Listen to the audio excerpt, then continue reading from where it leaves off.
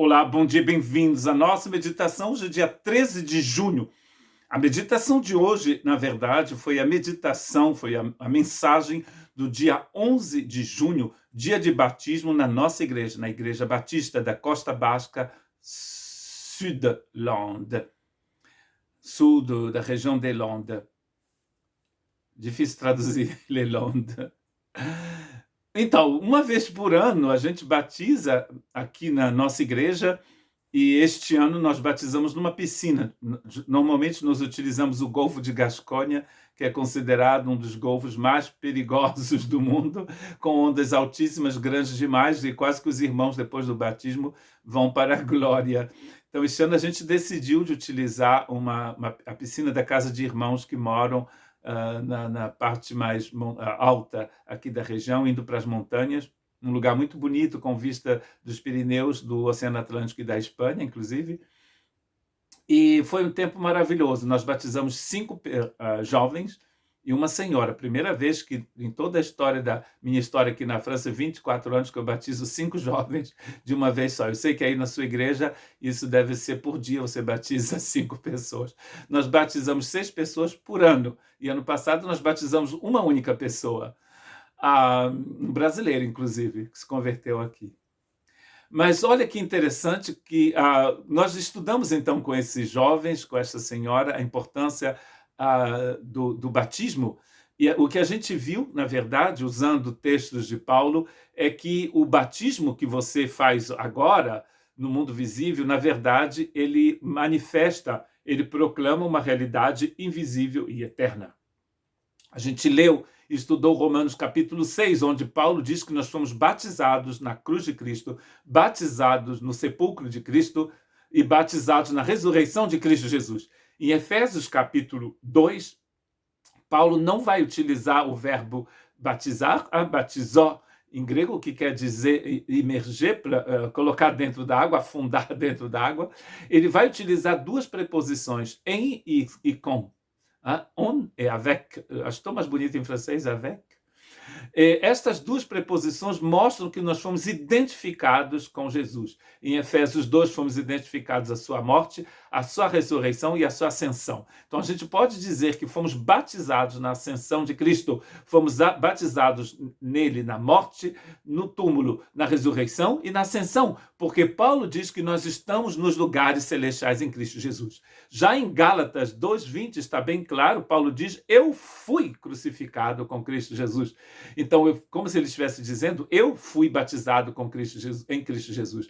Não mais eu vivo, mas Cristo vive em mim. Já em Tito 3:3-7, ele vai utilizar a mesma fórmula que ele utilizou em Efésios e que ele utiliza, inclusive, em toda a carta aos Romanos. Em Efésios, ele utiliza no verso 2, quando ele diz de verso 1 a verso 3, que nós estamos mortos nos nossos delitos e nos nossos pecados, ou seja, nas nossas transgressões e nos nossos pecados, estamos completamente afastados de Deus. Já no verso 4 do capítulo 2 de Efésios, ele diz que Deus, que é super rico em bondade, misericórdia e amor, ele nos regenerou, nos deu vida em Cristo Jesus, nos ressuscitou avec Cristo Jesus. Então, em Tito 3, ele vai dizer também que o pessoal lá onde o Tito estava sendo missionário, em Creta, eles também eram insensatos, mortos, completamente separados de Deus. E logo em seguida, Deus os coloca no banho do Espírito Santo. Então, em Efésios capítulo 3, nós chamamos isso de banho. No Brasil não se utiliza muito baneira, né? Como aqui na Europa e principalmente na Inglaterra, aqui na França também. No nosso caso, nós tínhamos uma banheira. A gente tirou a banheira, colocamos um chuveiro e eu coloquei a banheira no jardim, na horta, e eu planto batata doce dentro. Enchi de terra e planto batata doce. Terceiro ano plantando batata doce na banheira. Então, Deus te colocou nesse banho, como as mulheres faziam na época de Jesus, com os tecidos. Se você tinha um tecido branco e você queria colocar uma corzinha naquele tecido, um vermelho, você tinha uma tintura vermelha diluída na água e você batizava o tecido dentro da água e o tecido ficava vermelho. É o que Paulo está dizendo aqui. Então, o batismo não é um diploma de fim de estudo de vida cristã. O batismo, na verdade, é um começo, é uma festa, a celebração de um começo de uma nova vida. Porque o batismo nada mais é que uma representação visível daquilo que é invisível, daquilo que já foi feito por Cristo Jesus. Na verdade, tudo que acontece na sua vida já foi feito em Cristo Jesus na cruz do Calvário, no túmulo, na ressurreição e na ascensão. Tudo. Tá? Até quando a gente celebra um casamento, a gente fala dessa união de Cristo com a igreja. Não somos nós que o fazemos, Paulo o faz, inclusive. Deus nos batizou na obra de Cristo Jesus, é o que a gente poderia dizer. Então, o batismo une o visível ao invisível. Deus preparou tudo para que você tivesse uma vida nova, e Ele te deu o Espírito Santo. Então, o que vai acontecer? Como o batismo não é um diploma de fim de estudo, ou seja, você foi batizado, agora pronto, você pode fazer o que você quiser, é ruim, hein? Se você faz o que você quiser, ainda é porque possivelmente você ainda não se converteu. Quando você se converte, você não tem mais o desejo de fazer aquilo que você sempre fez. Você é uma nova criação, uma nova criatura. O que vai acontecer então com os irmãos e as irmãs no dia de Pentecostes? O que eles vão ter que fazer?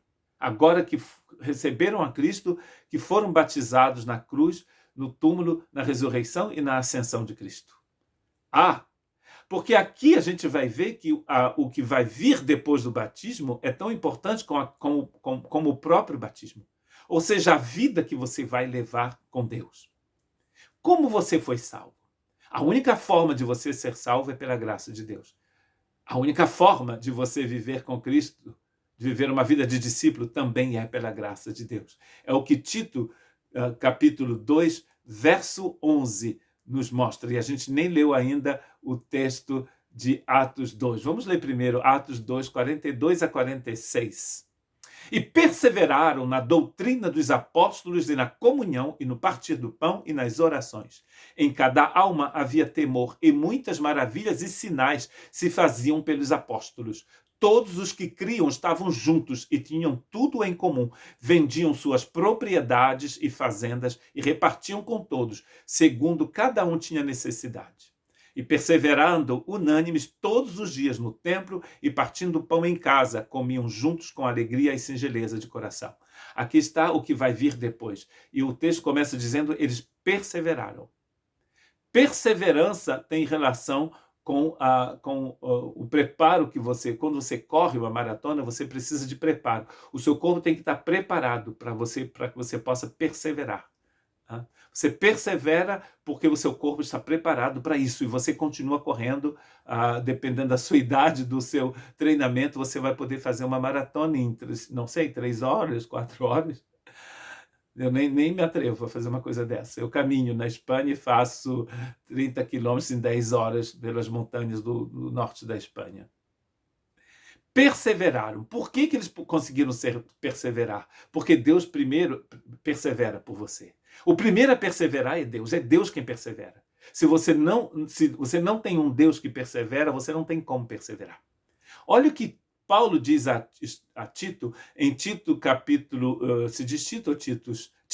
Tito capítulo 2, verso 11 a 14, porque a graça de Deus se há manifestado trazendo salvação a todos os homens. Quem é que traz salvação? A graça de Deus. Pela graça sois salvos.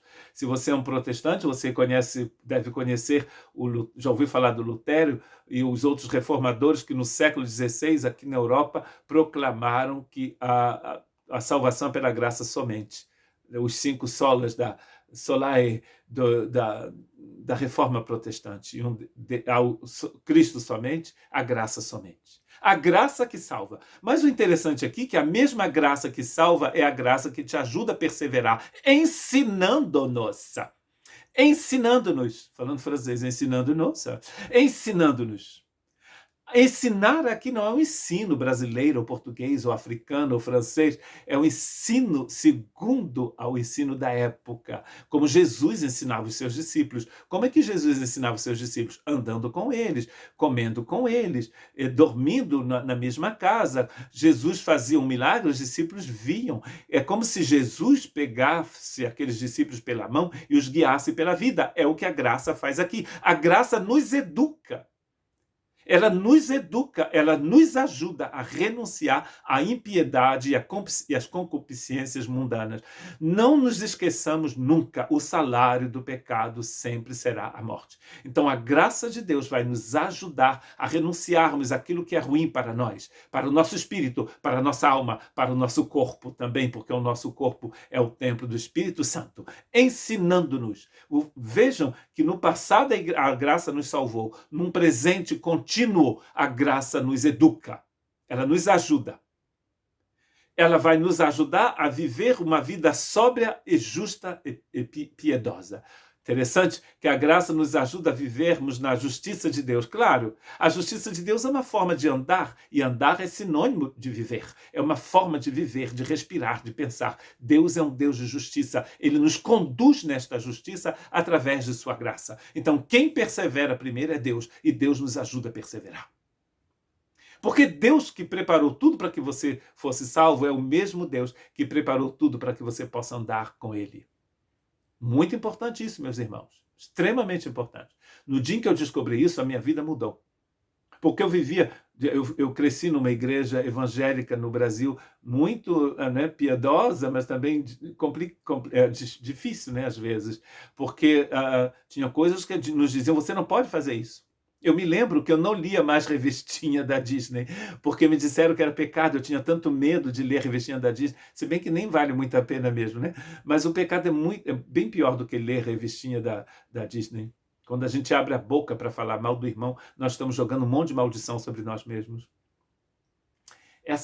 Esses pensamentos loucos que a gente tem de vez em quando, que a gente ouviu lá no passado, quando a gente era criança, essas coisas vão nos destruir. Então a graça nos ajuda a deixar de lado as impiedades e a vivermos de uma forma piedosa e justa, aguardando a bem-aventurada esperança e o aparecimento da glória do grande Deus e nosso Senhor Jesus Cristo, o qual se deu a si mesmo por nós, para nos remir de toda iniquidade e purificar para si um povo seu, especial, zeloso e de boas obras. As boas obras são as boas obras de Deus. Efésios 2:10.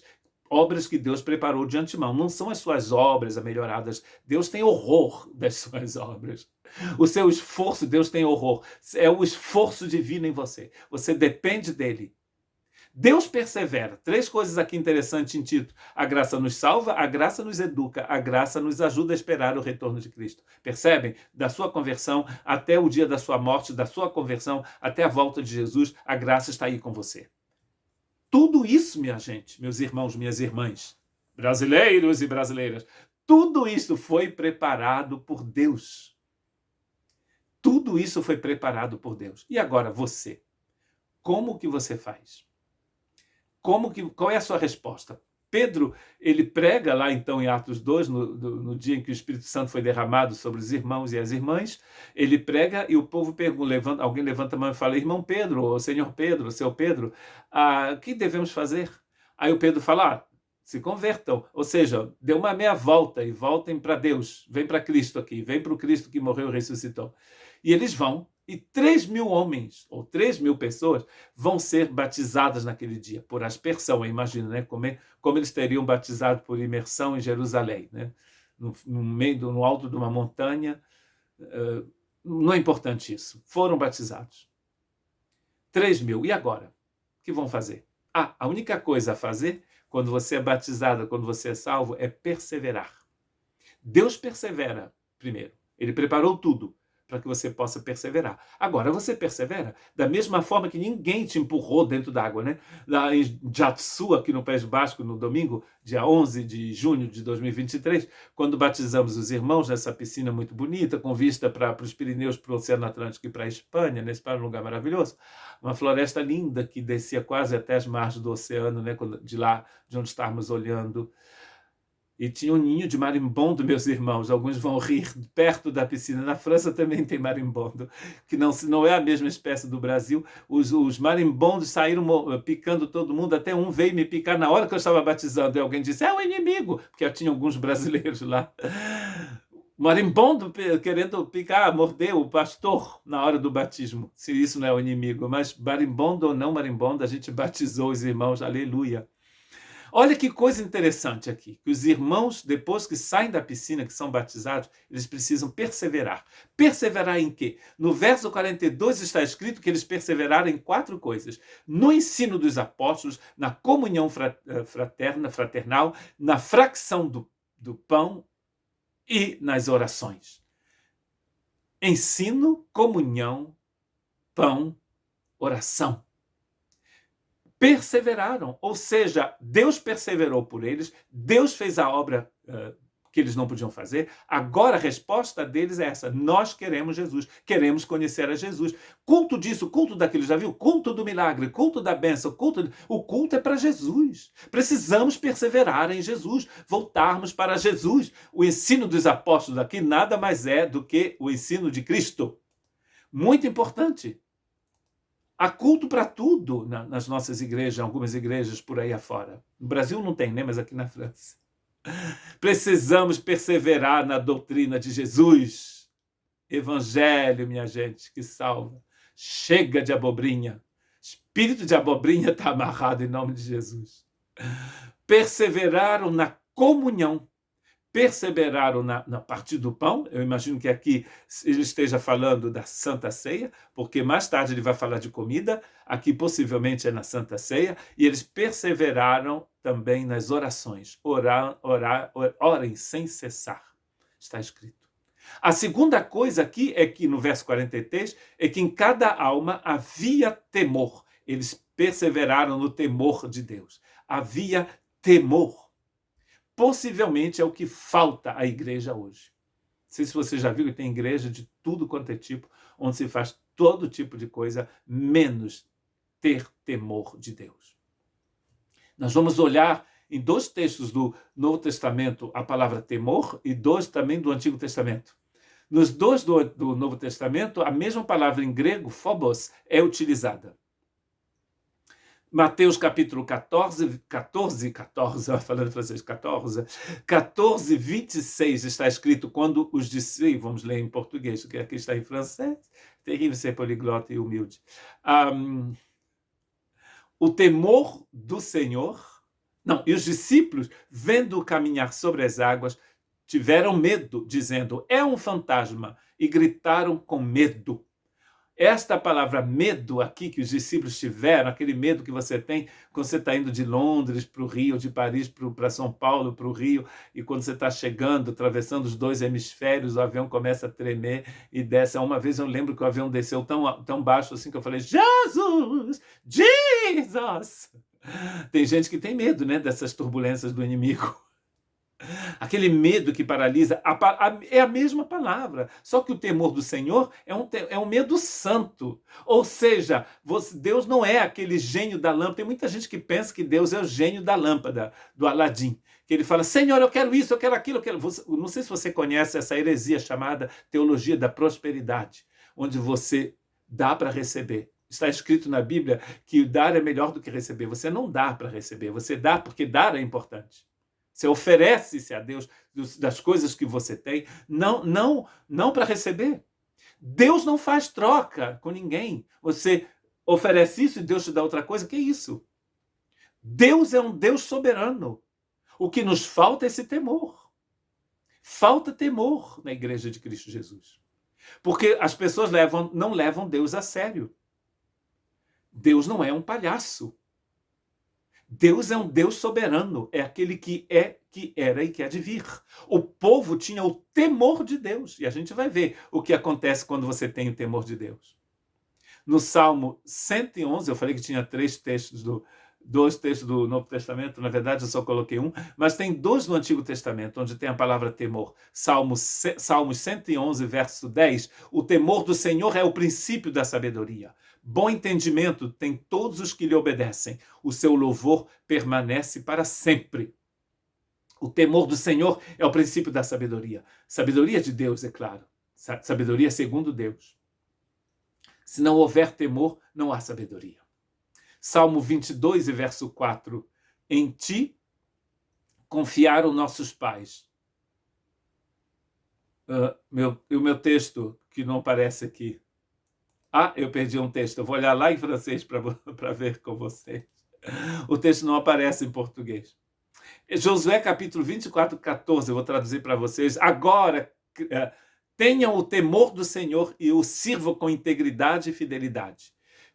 Façam desaparecer do meio de vocês todos os ídolos dos vossos pais, os ídolos que vocês tinham do outro lado do rio e no Egito, e sirvam o Senhor. Olha só, quando você tem o temor do Senhor, você tem a sabedoria do Senhor. Quando você tem o temor do Senhor, você joga no lixo os seus ídolos. Há muitos ídolos no meio cristão. Nós acusamos os católicos, dizendo que os católicos têm muitos ídolos, mas quantos ídolos tem nas igrejas evangélicas do Brasil? Quantos ídolos? Às vezes são pessoas, os apóstolos da vida, os pastores, a profeta isso, o profeta aquilo. Nós somos todos escravos. Paulo utiliza a palavra escravo do Senhor. Nós utilizamos servos para sermos politicamente corretos. Nós somos escravos de Jesus e escravos uns dos outros. Só há um mestre, só há um Senhor, e é Jesus Cristo. Eu moro num vilarejo longe a beça no País Basco, eu posso falar essas coisas, ninguém vai vir aqui me apedrejar. Mas é preciso ser falado, há muitos ídolos no nosso meio. Joguem fora os ídolos do Senhor, mas para jogar fora, joguem fora os ídolos para servir ao Senhor. Para jogar fora os ídolos, você precisa do temor de Deus. Se você não teme a Deus, você nunca joga fora os seus ídolos. Nunca. Interessante, não é? Não sei se você sabia, mas no Antigo Testamento, como não existe uma palavra utilizada hoje, a religião, a palavra que seria utilizada para a espiritualidade é o temor do Senhor. Quando tudo vai bem no deserto é porque eles temem ao Senhor. Entram na Terra Prometida porque temem ao Senhor. No livro de Juízes, Deus abençoa o povo porque eles temem ao Senhor. Quando não há temor do Senhor, os medianitas vêm, colhem todo o trigo, queimam todas as casas, matam um monte de gente, levam um monte de gente como escravo, porque não tem temor. Sem temor do Senhor não há proteção na sua vida. Você pode fazer o que você quiser, jejuar o tanto que você quiser, gritar o tanto que quiser, falar em línguas o tanto que você quiser. Se você não tiver o temor do Senhor, você não tem como ser abençoado. O povo permanece no temor. Olha o que acontece quando em Atos dos Apóstolos, capítulo 2, o povo teme ao Senhor. Muitos milagres e prodígios foram feitos pelos apóstolos. Está logo em seguida quando ele diz que eles temeram ao Senhor. Eles temeram ao Senhor e muitos milagres e prodígios foram feitos pelos apóstolos. A terceira coisa é que todos que criam estavam juntos e tinham tudo em comum. Eles estavam juntos. Não abandonem a vossa igreja local, a vossa assembleia, está escrito. Não só a Assembleia de Deus, né? Todas as igrejas locais. Faça parte de uma igreja local. Mas na minha cidade não tem igreja local. Eu soube que no Brasil tem igreja evangélica em tudo quanto é esquina, né? Isso não quer dizer nada, né? Mas vá numa igreja onde o evangelho é pregado. Se você encontrar a igreja perfeita, nem entre nela, porque você vai destruí-la. Quem destrói a igreja é você. Somos nós. A igreja somos nós. A igreja sou eu e você. Se não houver uma igreja na sua rua, a igreja que tem na sua rua, aqui os irmãos viajam quilômetros para encontrar um local onde cultuar ao Senhor com outros irmãos. Quilômetros. Eu lembro que a última vez que eu fui no bairro onde eu morei, lá aí no Brasil, nós contamos 10 igrejas numa mesma rua. Aqui, em toda a região onde eu moro, não tem nem 10 igrejas, em toda a região. E só tem igrejas no litoral. No interior, na região das montanhas, não há nenhuma igreja. Estou falando de igreja protestante evangélica, né? Claro, tem a igreja católica. Você percebe que a importância de permanecermos juntos. Hebreus nos diz que não devemos abandonar a nossa igreja, o nosso povo, a nossa assembleia. Não devemos abandonar. Eles permaneciam juntos. A quarta coisa é que, na verdade, eles perseveraram unânimes todos os dias, partindo pão nas casas, comendo juntos com alegria e singeleza de coração. Olha que interessante. Eles permaneceram juntos. Eles estavam juntos, temendo ao Senhor, seguindo o ensino do Cristo, orando juntos, sempre juntos. Sempre juntos. E olha o resultado de tudo isso. No verso essa parte do texto diz que eles estavam louvando a Deus. Eles louvavam a Deus e encontraram graça. Ou seja, o povo de Jerusalém viu como aquela gente vivia e disseram, a gente quer isso para a gente. Você já viu a coisa pior que existe é ter um crente antipático. De repente, até eu, às vezes, posso ser antipático, né? Crente antipático é terrível. O povo de Jerusalém viu que aqueles irmãos eram simpáticos, eram pessoas boas. E o resultado? E, aliás, Davi fala no Salmo 22:4 que Deus habita no meio dos louvores do seu povo. E está escrito no final do livro de Atos, no capítulo 2, que o Senhor juntava a sua igreja, trazia a sua igreja aqueles que deveriam ser salvos. A igreja aqui não é nossa, não é sua, ela pertence ao Senhor. E a igreja somos nós. Quando você vive essa vida de discípulo, perseverando com Cristo, a igreja, o povo vai ver Cristo na igreja. É o que nós temos orado, para que o povo da França veja Cristo na igreja de Cristo aqui na França. E que seja exatamente a mesma coisa, seja a mesma coisa aí onde você mora. Que Deus te abençoe.